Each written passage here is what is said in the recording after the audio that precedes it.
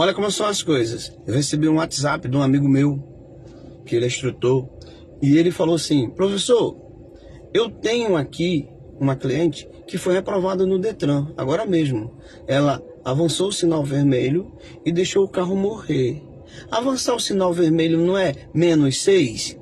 E deixar o carro morrer -2?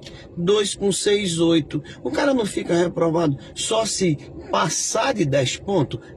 Mas existe uma especificação lá uma norma, um artigozinho, acho que é um artigo, é um inciso, lá na resolução 1020, que se o examinador notar que o aluno ou o candidato não tem domínio do veículo, ele pode ser eliminado. Foi o que aconteceu com ela. Como ela avançou o sinal vermelho e deixou o carro morrer, sem domínio do volante, sem domínio de veículo, foi reprovado.